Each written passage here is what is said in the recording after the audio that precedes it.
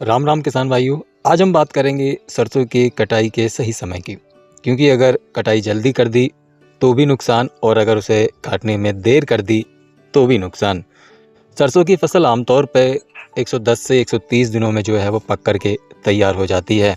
अगर आपने भी जो है सरसों की बिजाई जो बुवाई की थी वो 10 अक्टूबर के आसपास की थी, तो यानी कि जो आपकी जो फसल है वो लगभग 135 से 140 दिनों के आसपास की हो चुकी है, यानी कि पकने की कगार पे पहुंच चुकी है।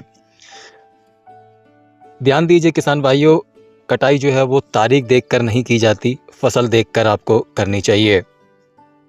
जब खेत में 80 से 85% जो बालियां हैं, जो फलियां हैं, वो आपको पीली दिखने लगे तो समझो कि फसल जो है वो पक करके तैयार हो गई है।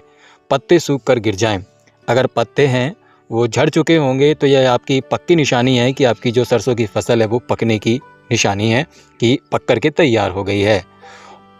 दानों का सख्त होना, जब दानों को आप फलियों में से निकाल कर देखते हैं और उन्हें दबा कर देखते हैं और वो दबे नहीं, तो इसका मतलब है कि वो तैयार है फसल आपकी हार्वेस्टिंग के लिए।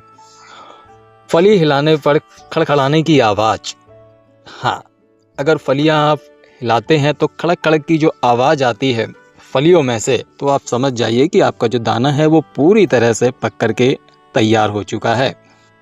अगर जल्दी काटोगे तो दाना अधपका रहेगा, तेल कम निकलेगा, और अगर देर करोगे तो फलियां फट जाएंगी और दाना जो है वो ज़मीन पर गिर जाएगा। इसलिए सही समय पर कटाई जो है वो करना बहुत ही ज़्यादा ज़रूरी है। कटाई कब करें ये भी एक विशेष बात है और एक समझने वाली बात है। तो कटाई जो है वो हमेशा सुबह या फिर शाम के समय करें। दोपहर में कटाई ज़्यादा करने से फलियों को चटकने का डर, दाना जो है वो बिखरने का डर वो ज़्यादा से ज़्यादा रहता है। और सबसे ज़रूरी और अहम बात, आखिरी ज़रूरी बात वो ये है कि कटाई के बाद जो फसल को है वो 4-5 दिनों की धूप ज़रूर दिखाएं, उनके छोटे छोटे बंडल बना करके रख दें, जिससे कि आगे का जो प्रोसेस है, जो थ्रेसर का जो काम है, यानी कि जो गहाई का जो काम है, वो आपका अच्छे से हो सके। क्योंकि अगर दानों में ज़्यादा नमी रही थ्रेसर के समय, तो थ्रेसर में तो आपको प्रॉब्लम आएगी ही आएगी।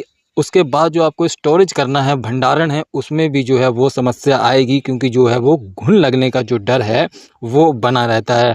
तो उम्मीद करता हूँ कि ये सारी जो बातें हैं, ये सारी जो जानकारी है वो आपको समझ में आई होगी।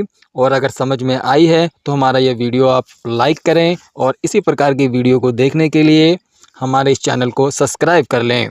तो मिलते हैं एक और नई जानकारी में, एक और नई वीडियो के साथ। तब तक के लिए नमस्कार।